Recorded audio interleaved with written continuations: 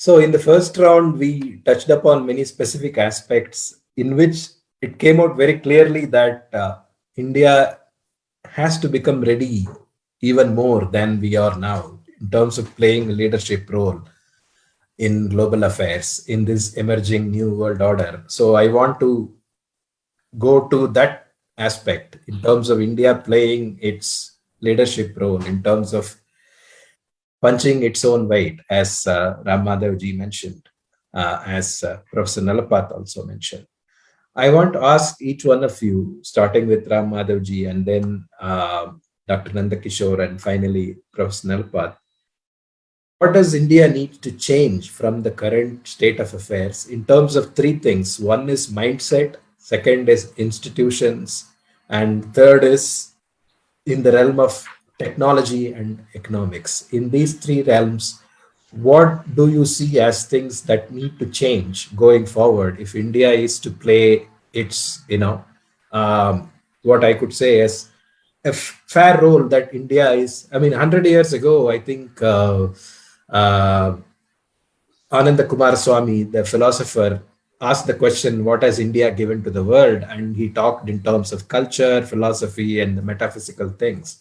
100 years later, what can India give to the world? Do we even have our own model of, living and economics and technology and all that, even things like climate change? So in all these affairs, if we have to play a leadership role, then what needs to change? That's the question I want to ask, starting with Ram Madhavji. Yeah, of course. Many things have to change. First and foremost is our mindset. We are too simplistic, too romantic, without meaning anything negative about my fellow panelists, Professor Nand Kishorji and others. We get very easily swayed by immediate developments. There is no such thing called West Asia independently today. It is West Asia, North Africa, which generally is called Middle East. Why we are being patronized by the Saudis and others is because they see the challenge coming from countries like Iran, countries like Turkey, and from the back door by China. So they now feel, the Americans especially feel, that India needs to be kept on our side. So keep giving India some, you call it lollipops or some olive branches occasionally. But that Western Quad we talk about, in which we have Israel, Saudi Arabia, UAE, and India. And UAE is today having equally strong bilateral economic ties and military ties with China. The first and only visit that King Salman made in 2005 out of his country, Saudi Arabia, was to Beijing. They are not idiots.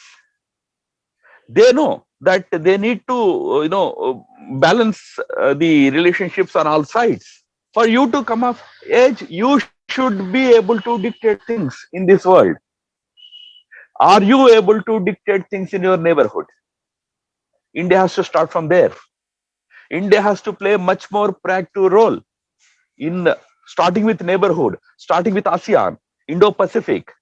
Then, of course, go to the Western Europe and other countries. Of course, the Western Quad is economically important for us.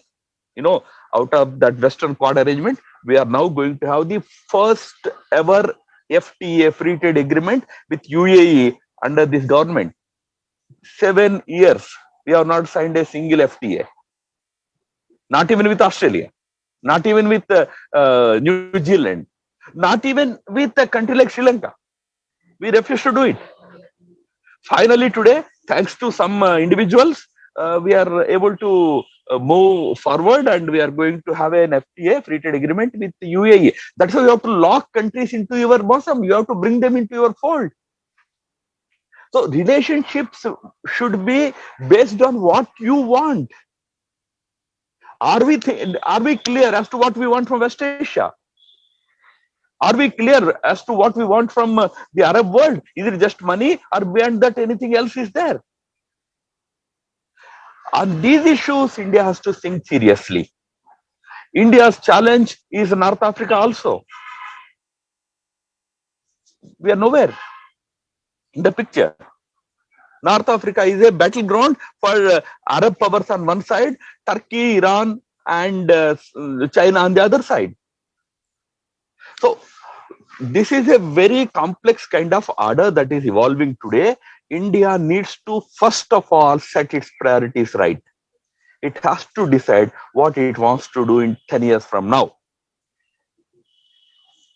I think that is where we are struggling. I somehow feel that we are still in that simplistic mode of 50s, 60s. We can easily be, when we are very, we get happy very easily. Alpa Santoshi, we are. But as I said, today countries like China want to dominate the world. That is the whole idea that with which they are moving. New agenda items, as I said in my opening comments, offer a great opportunity, like climate change issues, technology issues. They offer a great opportunity. Are we in a position to leverage them? Are we in a position to aggressively move forward in that? That is where the crux lies. Thank you.